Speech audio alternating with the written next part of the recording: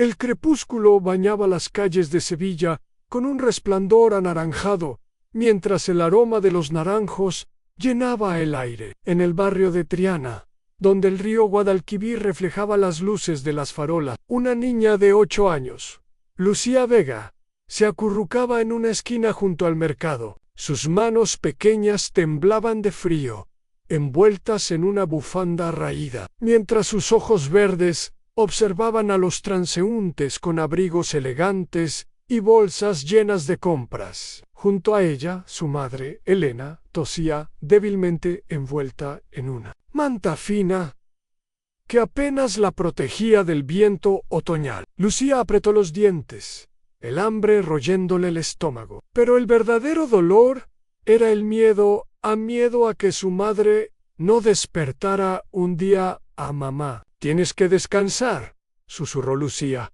abrazándola con fuerza. «Estoy bien, pequeña», respondió Elena.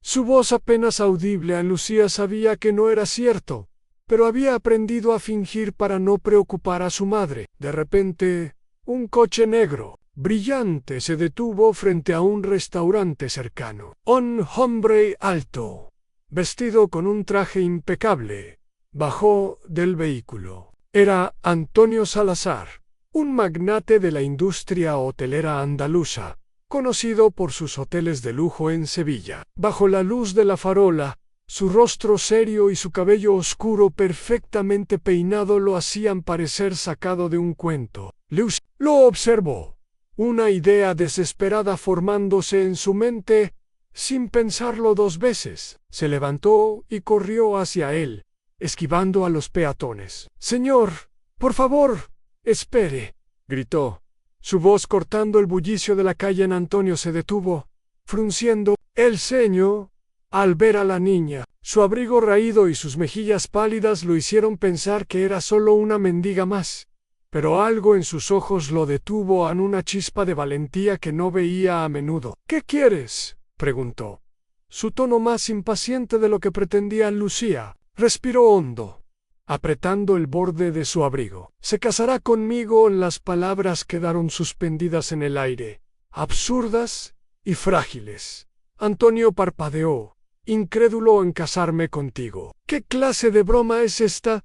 «No es una broma», dijo Lucía, sus ojos brillando con lágrimas contenidas. «Solo por un día. Si lo hace, seré su princesa y usted mi príncipe. Puede ayudar a mi mamá. Está enferma y no tenemos dinero».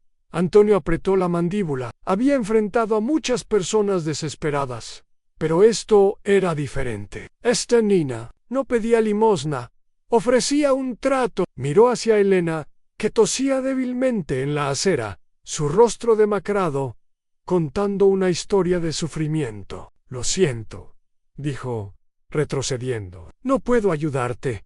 Lucía lo agarró del brazo. «Por favor, escúcheme. Mi mamá es todo lo que tengo. Si la ayuda, prometo no molestarlo nunca más». Algo en su súplica atravesó las defensas de Antonio. No sabía si era la desesperación en su voz o un recuerdo enterrado de su propia infancia, cuando perdió a sus padres en un accidente. Suspiró pasándose una mano por el cabello. «Esto es una locura», murmuró. Pero su teléfono vibró con un mensaje de su asistente. La reunión de la noche había sido cancelada. Miró a Lucía y luego a Elena. «Suban al coche. No se quedarán en la calle esta noche». Lucía tomó la mano de su madre y la ayudó a levantarse. En el lujoso interior del coche, Elena se recostó contra Lucía, agotada. Antonio las observó en silencio, su mente llena de preguntas. ¿Por qué había accedido a esto? Mientras el coche se deslizaba por las calles de Sevilla, supo que su vida acababa de cambiar para siempre. El coche de Antonio se detuvo frente a uno de sus hoteles boutique en el corazón de Sevilla.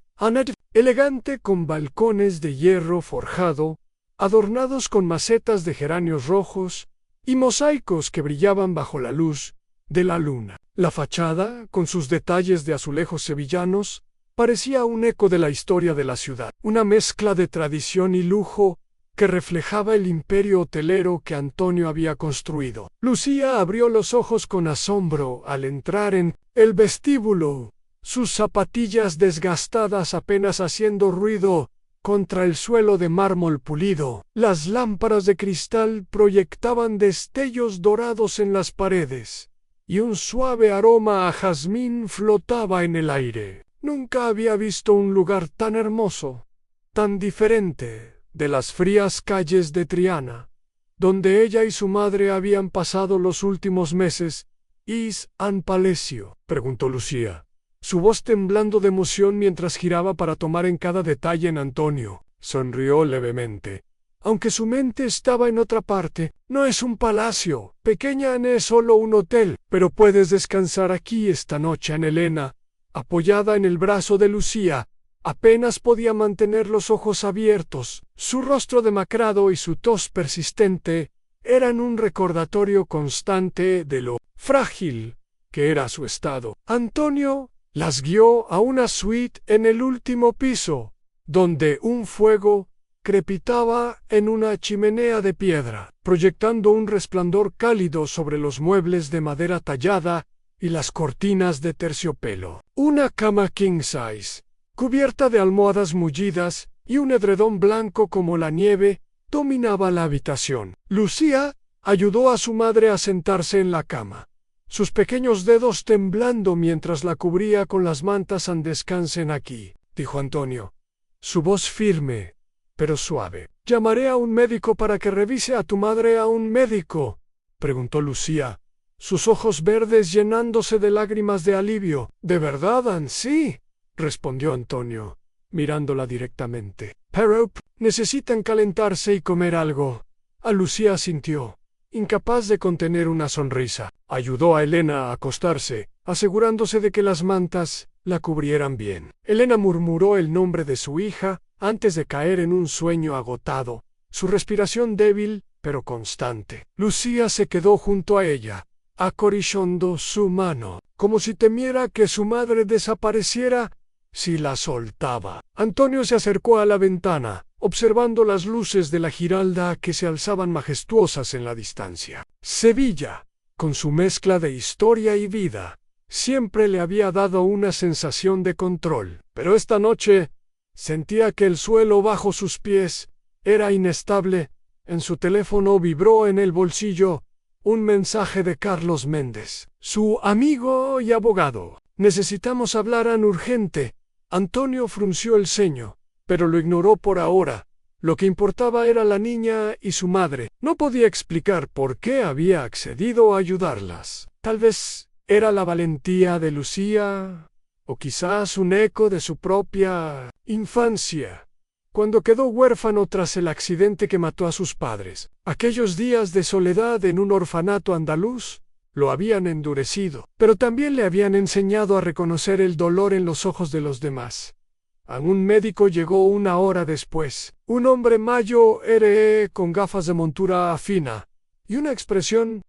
Examinó a Elena cuidadosamente, tomando notas mientras Lucía observaba ansiosa desde el pie de la cama, sus manos apretadas en un puño. Antonio permaneció junto a la puerta, su expresión indescifrable, aunque su corazón latía con una mezcla de preocupación y responsabilidad. Tras un largo silencio, el médico se acercó a él, bajando la voz para que Lucía no escuchara. «Es grave, tío. Neumonía avanzada, complicada por desnutrición y agotamiento extremo. Necesita tratamiento inmediato, antibióticos, nutrición adecuada y descanso. Si no responde pronto, no le queda mucho tiempo». Antonio asintió, su pecho apretado. «Por la noticia, haga lo que sea necesario. Yo cubriré todos los costos». El médico asintió, prometiendo regresar por la mañana. Cuando se fue, Antonio se arrodilló junto a Lucía, quien seguía mirando a su madre con ojos llenos de miedo. «Tu mamá recibirá la mejor atención, pequeña, pero tienes que ser fuerte». «De acuerdo», Lucía asintió, lágrimas corriendo por sus...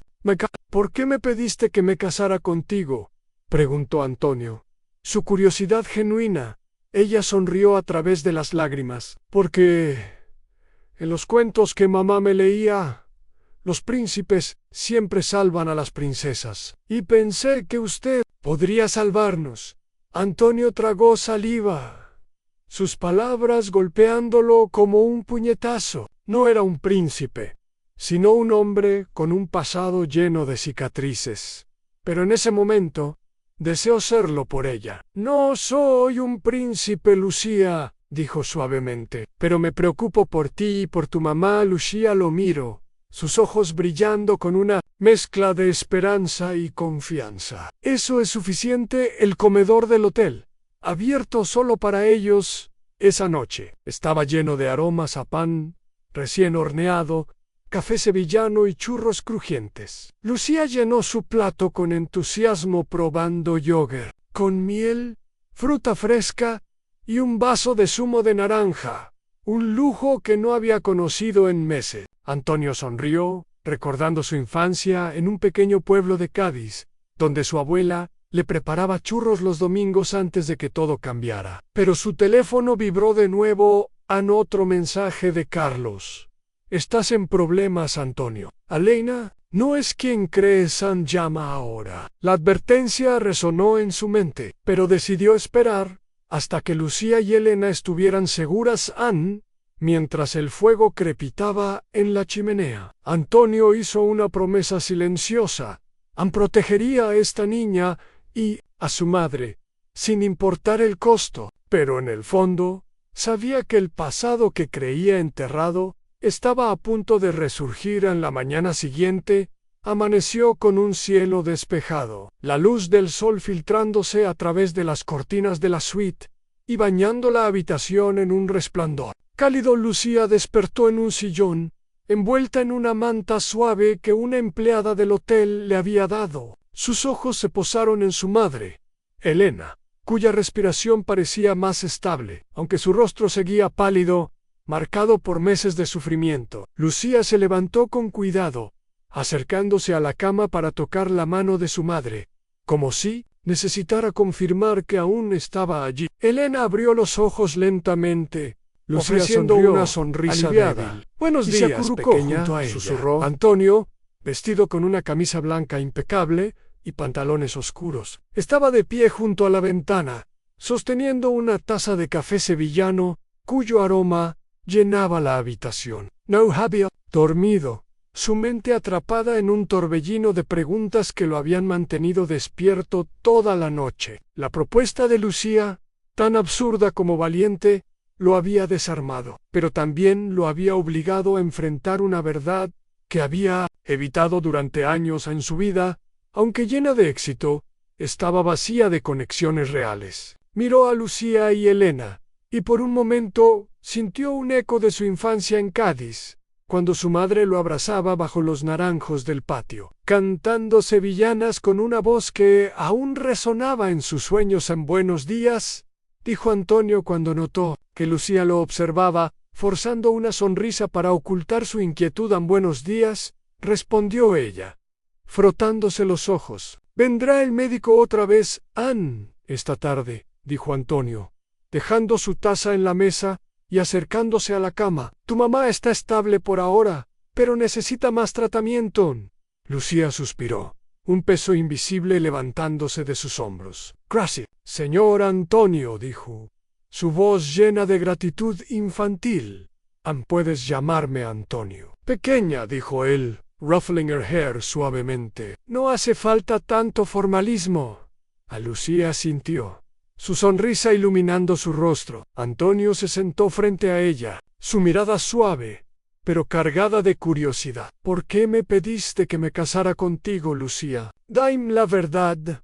Ella mordió su labio, jugando con el borde de la manta que aún cubría sus rodillas. Sabía que podía ayudarnos, confesó, su voz apenas un susurro. Lo vi bajar de ese coche tan bonito, con su traje elegante, y pensé que era importante, alguien que podía arreglar las cosas. Mamá siempre dice que los cuentos de príncipes y princesas no son reales, pero yo quería que lo fueran. Aunque solo fuera por un día. Antonio sintió un nudo en la garganta. Las palabras de Lucía eran simples, pero cortaban como un cuchillo. Había pasado años construyendo muros alrededor de su corazón, protegiéndose del dolor que le había dejado la pérdida de sus padres. Pero esta niña, con su valentía y su fe ciega, estaba derribando esos muros sin esfuerzo. «No soy un príncipe, Lucía», dijo, su voz más suave de lo que pretendía. «Solo soy un hombre, no importa», susurró ella, sus ojos verdes brillando con sinceridad. «Solo tienes que preocuparte por nosotros. Eso es suficiente». Sus palabras lo golpearon con una fuerza que no esperaba. Por un momento, Antonio se permitió imaginar cómo habría sido su vida si sus padres no hubieran muerto en aquel accidente. Recordó las noches en que su padre le contaba historias sobre los barcos que navegaban por el Guadalquivir, o las tardes en que su madre lo llevaba a la feria de abril, comprándole un barquillo de helado mientras bailaban al son de sevillana. Esos recuerdos y dulces estaban teñidos de dolor, y ahora la presencia de Lucía y Elena le hacía preguntarse si podía recuperar algo de esa calidez perdida.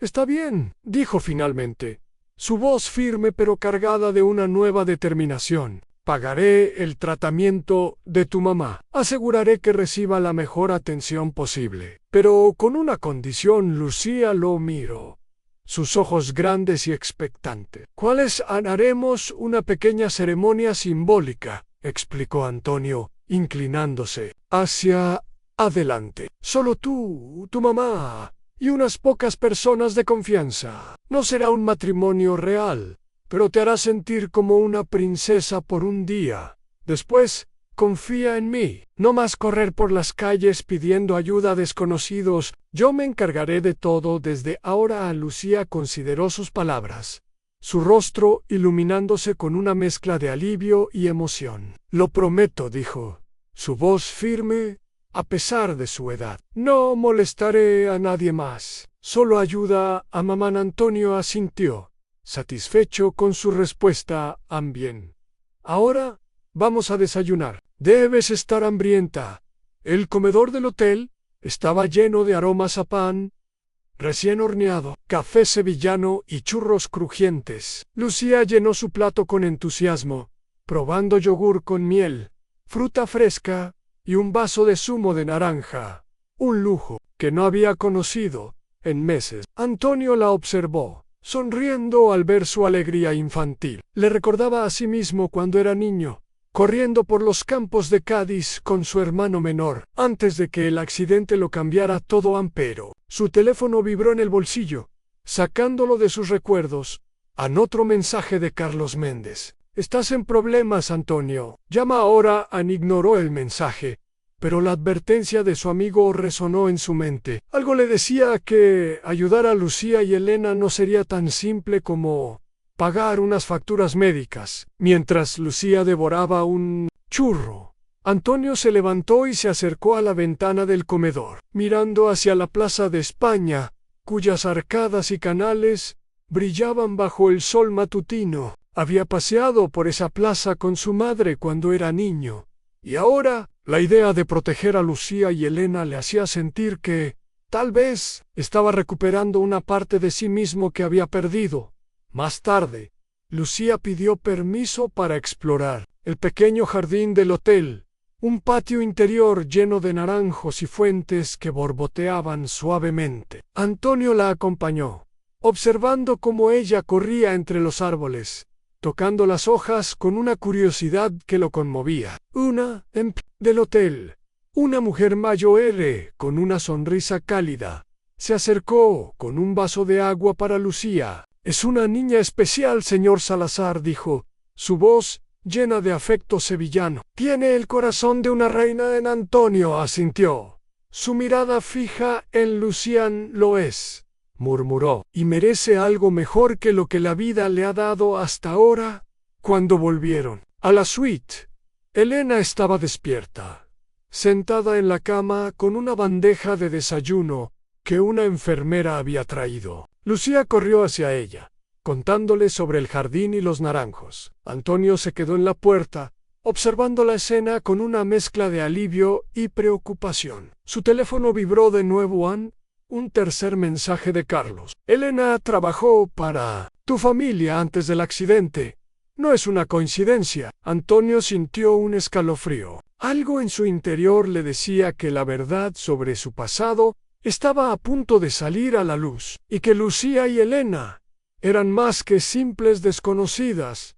En su camino la tarde, en la suite del hotel, estaba bañada por una luz dorada que se filtraba a través de las cortinas de terciopelo, proyectando sombras suaves en las paredes decoradas con azulejos sevillanos. Elena, sentada en la cama, parecía más despierta, sus mejillas con un leve toque de color, gracias a los medicamentos que el médico había administrado. Lucía estaba en el baño, tarareando una melodía mientras se lavaba las manos, dejando a Antonio y Elena solos, por primera vez desde que llegaron al hotel. Antonio, de pie junto a la ventana, observaba el río Guadalquivir brillando bajo el sol, pero su mente estaba en otra parte. El mensaje de Carlos seguía resonando en su cabeza. Elena Vega trabajó para tu familia antes del accidente. No es una coincidencia. Su corazón latía con una mezcla de curiosidad y temor. ¿Qué sabía Elena sobre la muerte de sus padres? Ansé giró hacia ella, su expresión seria. Necesito hablar contigo, Elena, dijo, acercándose y sentándose en una silla junto a la cama. Trabajaste para mi familia. Elena palideció, sus manos temblando mientras las apretaba contra la manta. Por un momento pareció que iba a negarlo, pero luego suspiró, sus hombros cayendo bajo el peso de la verdad. Sí, admitió, su voz apenas un susurro. Fui asistenta doméstica en tu casa, en la finca de las afueras de Sevilla, Astaba Alley. La noche del accidente en Antonio sintió un escalofrío recorrer su espalda. El accidente que mató a sus padres, cuando él tenía apenas 10 años, había sido un punto de inflexión en su vida. Terence creyó que había sido un trágico error en un fallo en los frenos del coche mientras conducían por las carreteras sinuosas de la Sierra de Cádiz. Pero la mirada de culpa en los ojos de Elena sugería algo más oscuro. «Poche, ¿no lo dijiste antes?», preguntó. Su voz tensa en Elena bajó la mirada, lágrimas brillando en sus ojos. Tenía miedo, Antonio. Escuché a tus tíos, Diego y Manuel, discutiendo esa noche en el estudio. Hablaban de deudas que no podían pagar y de cómo tus padres se interponían en sus planes. Dijeron que necesitaban deshacerse de ellos. No pensé que llegarían tan lejos. Cuando supe lo del accidente, me amenazaron. Dijeron que si hablaba, vendrían por mí y por Lucía. Antonio apretó los puños, la furia creciendo dentro de él como una tormenta. Sus tíos, los hombres que lo criaron tras la muerte de sus padres, no solo se habían aprovechado de la herencia familiar, sino que habían orquestado un crimen. Ellos me quitaron todo, dijo, su voz quebrándose. Mi familia, mi hogar. Poche, no hablaste. Elena, ¿por qué guardaste silencio?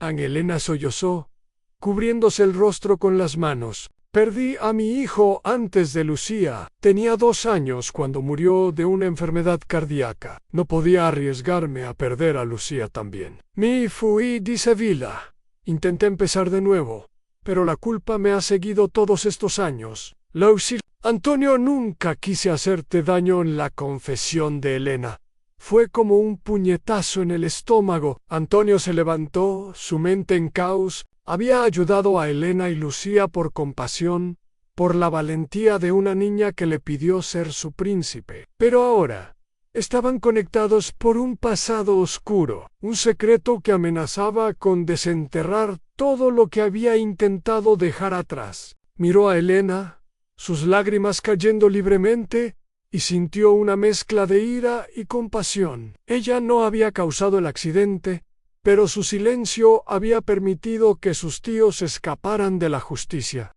Necesito tiempo, dijo abruptamente, dirigiéndose hacia la puerta. No puedo procesar esto ahora, Antonio, por favor, suplicó Elena, su voz rota. Si hay algo que pueda hacer para ayudarte, lo haré. Anel se detuvo, su mano en el pomo de la puerta. No hagas nada por ahora. Solo cuida de Lucía. Salió de la habitación, el aire fresco del pasillo golpeándolo como un alivio momentáneo. Caminó sin rumbo por el hotel, sus pasos resonando en los suelos de mármol. Las imágenes de su infancia inundaron su mente. Las risas de su madre mientras cocinaban tortilla de patatas en la cocina. Las historias de su padre sobre los barcos que navegaban por el Guadalquivir. Todo eso se había desvanecido en una noche, y ahora sabía que no fue un accidente. Sus tíos, Diego y Manuel, habían robado su familia por codicia. Se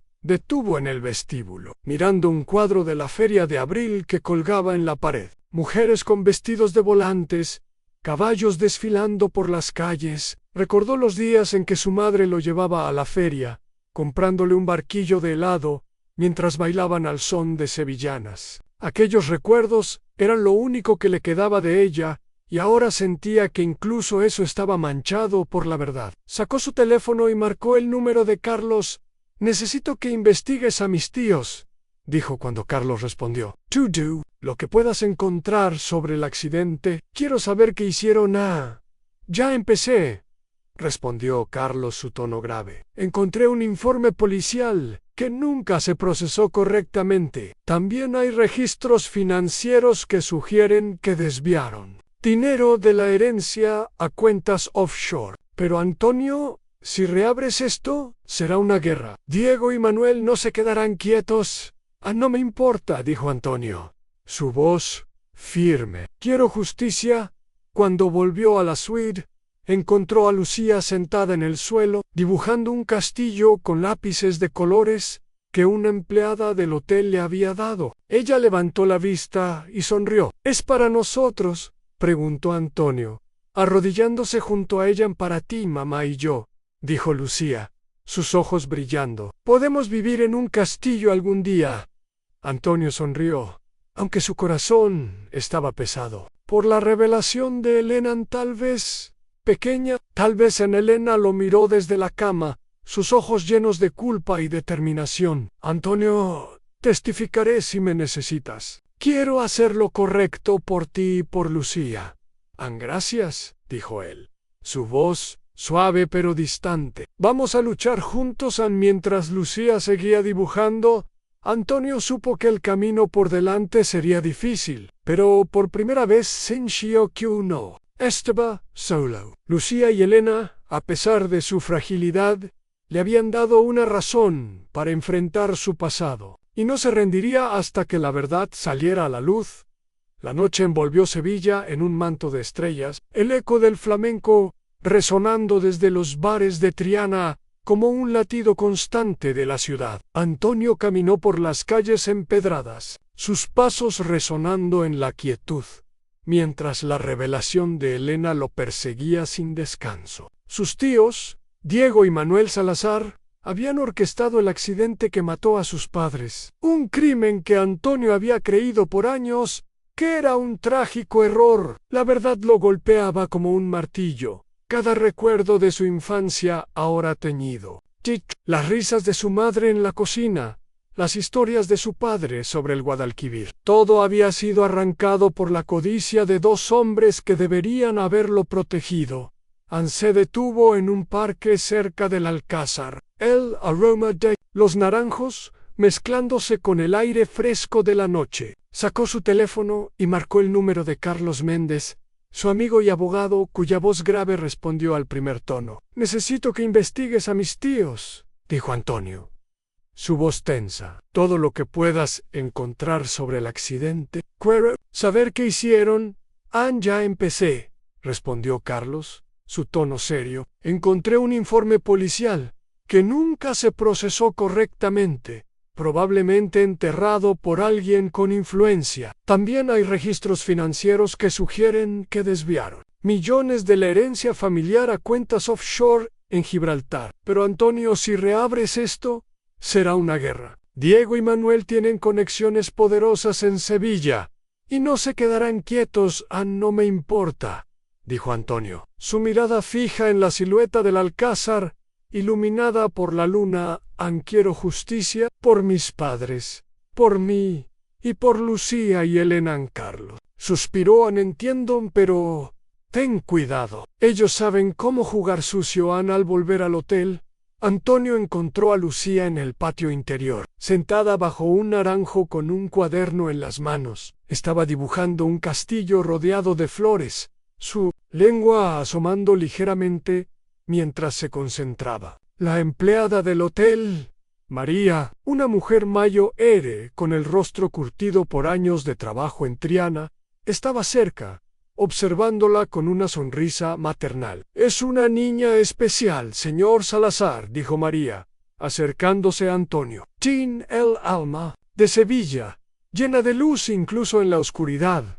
Antonio asintió, su corazón apretado por la inocencia de Lucía. «Lo es», murmuró, «y merece un futuro mejor». Lucía levantó la vista y corrió hacia él, sosteniendo el dibujo con orgullo. «Es para nosotros», dijo, sus ojos verdes brillando. «Para ti, mamá, y yo. Podemos vivir en un castillo algún día». Antonio se arrodilló junto a ella, admirando el dibujo. «Tal vez, pequeña», dijo, aunque su mente estaba en otra parte. «Tal vez lo hagas». Subieron a la suite, donde Elena estaba despierta, sentada en la cama, con una bandeja de cena que María había traído. Tortilla de patatas, aceitunas y un poco de gazpacho. Lucía se sentó junto a su madre, contándole sobre el naranjo y las mariposas que había visto en el patio. Elena sonrió, pero sus ojos se encontraron con los de Antonio, llenos de culpa y una silenciosa súplica. «Antonio, testificaré si me necesitas», dijo, su voz temblando. «Quiero hacer lo correcto por ti y por Lucía». Antonio se acercó, sentándose al borde de la cama. «Gracias, Elena», dijo, su voz suave pero firme. «Vamos a luchar juntos, pero esto no será fácil. Mis tíos no se rendirán sin pelear». Elena asintió, sus manos apretando las de Lucía. «Lo sé, pero después de todo lo que hemos pasado, no puedo seguir viviendo con esta culpa». La conversación fue interrumpida por un golpe en la puerta. María entró, trayendo un periódico local que había encontrado en el vestíbulo. «Señor Salazar», dijo, su voz baja, «pensé que debería ver esto». Le entregó el periódico, cuya portada mostraba un titular alarmante: «Magnate sevillano acusado de fraude en negocios hoteleros». El artículo sugería que Antonio había manipulado registros financieros para inflar el valor de sus hoteles. Citando fuentes anónimas dentro de su empresa, Antonio apretó los dientes, la furia creciendo dentro. «Tía, es mentira», dijo, su voz fría. «Mis tíos están detrás de esto». Elena palideció, su mano cubriendo su boca. «¿Qué significa esto?» «Antonio, significa que están atacando», respondió él, mirando el periódico. «Pero no saben con quién se están enfrentando». Más tarde, Antonio se reunió con Carlos en un pequeño bar de tapas en Triana, donde el aroma de jamón serrano y vino tinto llenaba el aire. Los clientes locales charlaban animadamente, algunos tocando palmas al ritmo de una guitarra flamenca que sonaba en el fondo. Carlos dejó una carpeta sobre la mesa, llena de documentos. «Tenemos pruebas sólidas», dijo. «Un informe del mecánico que revisó el coche de tus padres, José Ramírez, dice que vio a Diego manipulando los frenos días antes del accidente. También tenemos registros de transferencias bancarias que vinculan a tus tíos con el dinero desviado». Antonio hojeó los documentos, su mandíbula tensa. «Es suficiente para reabrir el caso en sí.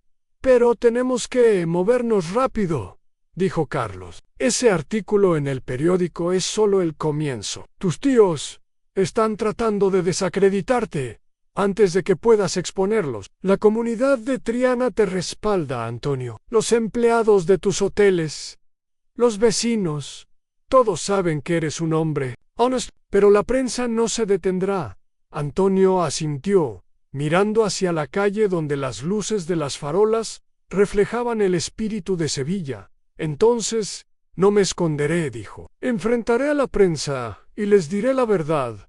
Al día siguiente, Antonio salió al balcón del hotel, frente a una multitud de reporteros que se habían reunido en la entrada. Las cámaras destellaban, los micrófonos apuntaban hacia él, pero su voz era firme. Las acusaciones de fraude son falsas, declaró, su mirada fija en los periodistas. Mis tíos Diego y Manuel Salazar están intentando ocultar la verdad sobre el asesinato de mis padres, pero no me detendrán. Busco justicia, no solo para mí, sino para aquellos que merecen un futuro sin miedo.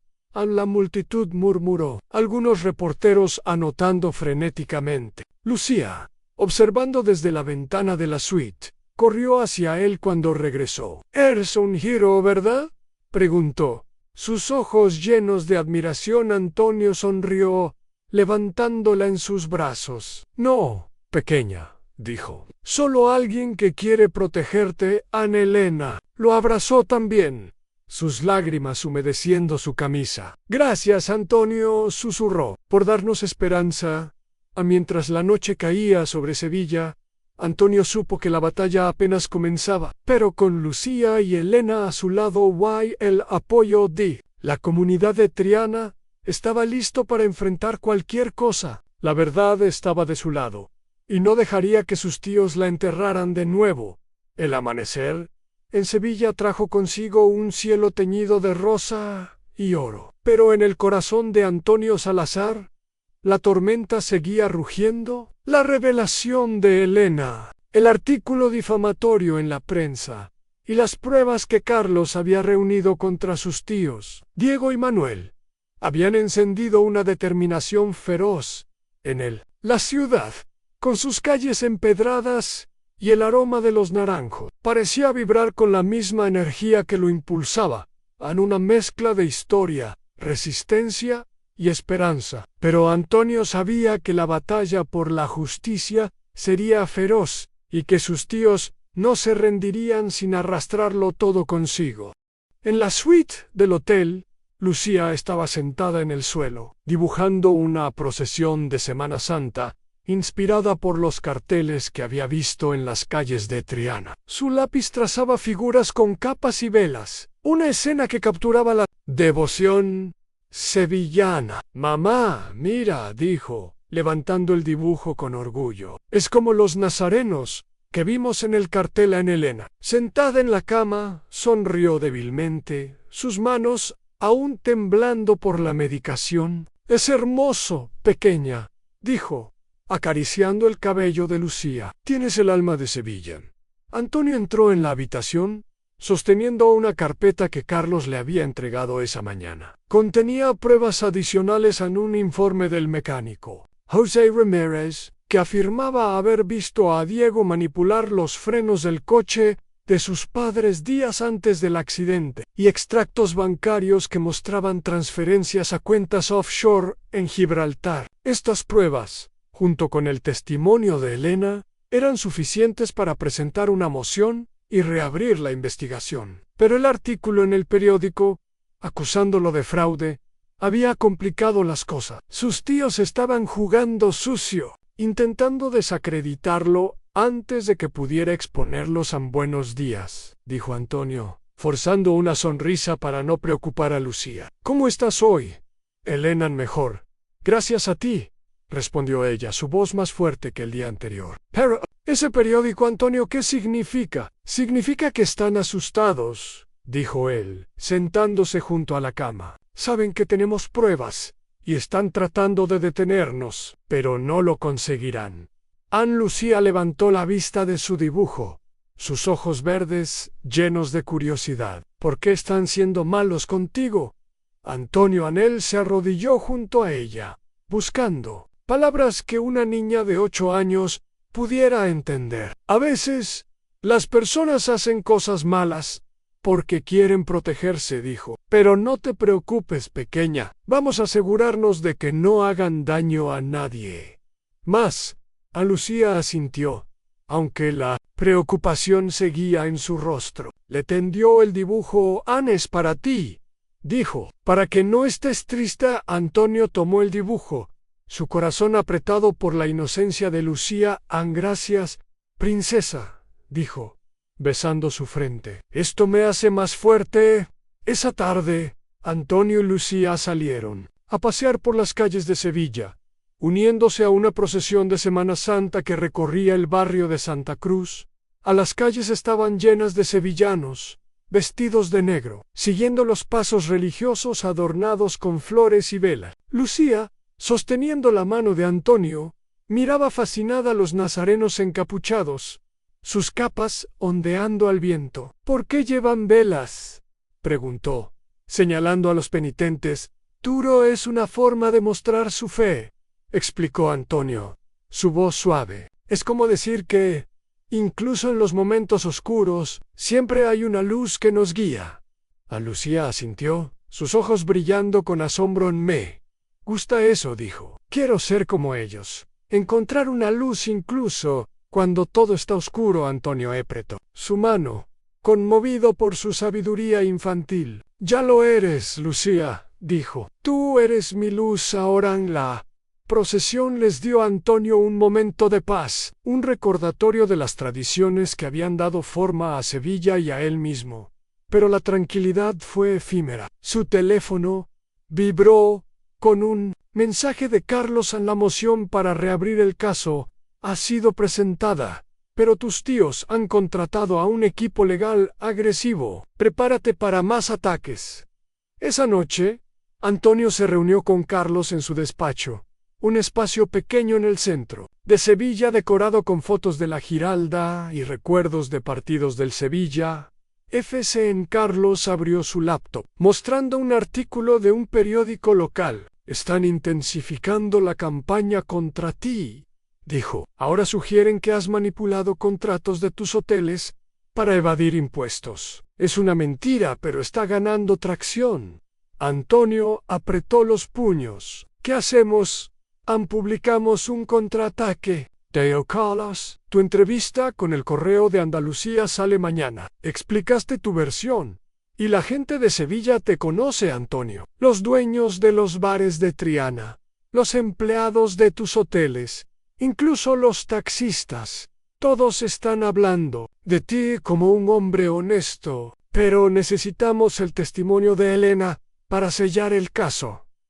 Antonio asintió, su mente volviendo a la suite. Elena está lista, dijo, pero tiene miedo por Lucía.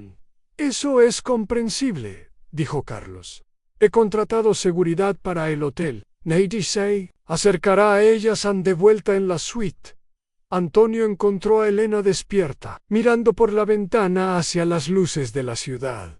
Lucía dormía en el sofá, abrazando su cuaderno de dibujos. Antonio, dijo Elena, su voz baja, estaba en aquellos días en tu casa. Tu madre era tan amable conmigo, siempre me ofrecía un café después de un largo día. Nunca imaginé que terminaría así. Antonio se sentó junto a ella, su expresión suavizándose. No fue tu culpa, Elena, pero ahora podemos hacer lo correcto. Tu testimonio cambiará todo. Elena asintió, lágrimas brillando en sus ojos. Lo haré por Lucía, por ti y por tus padres. Al día siguiente, Antonio dio una entrevista en profundidad a El Correo de Andalucía, publicada con el titular An magnate sevillano busca justicia por el asesinato de sus padres. Habló con franqueza sobre el accidente, las pruebas contra sus tíos y su compromiso con Lucía y Elena. La respuesta fue inmediata.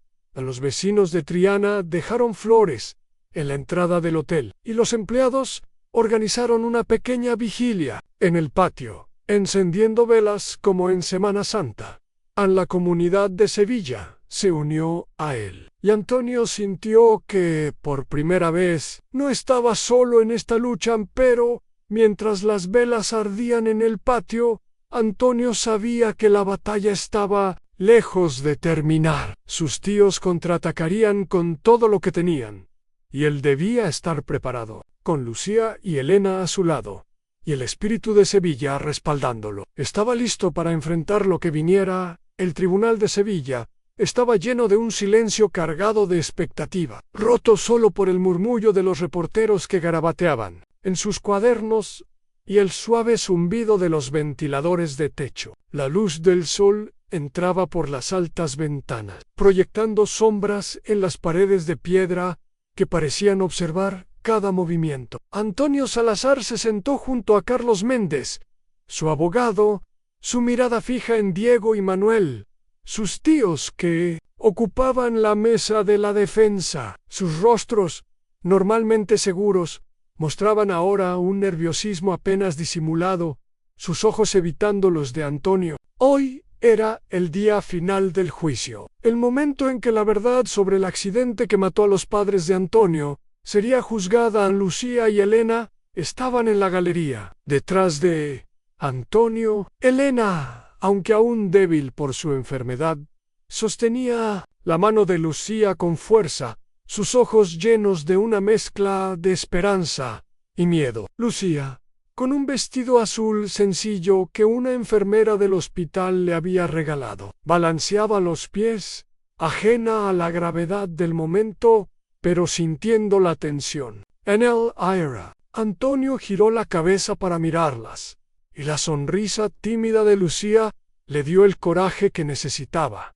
El fiscal se levantó para presentar su argumento final, su voz resonando con claridad. Los acusados Diego y Manuel Salazar orquestaron el asesinato de los padres de Antonio Salazar para apoderarse de la herencia familiar. Las pruebas son claras en el testimonio de Elena Vega, quien escuchó sus planes, el informe del mecánico José Ramírez, que vio a Diego manipular el coche, y los documentos financieros que muestran el desvío de millones a cuentas offshore. Cuando llegó el turno de Antonio Sei, puso Dipay, respirando hondo, su traje oscuro contrastaba con la palidez de su rostro, pero su voz era firme. Tenía años cuando perdí a mis padres, comenzó mirando al jurado. Durante años creí que fue un accidente. Construí mi vida sobre esa mentira, pero la verdad siempre estuvo ahí, esperando.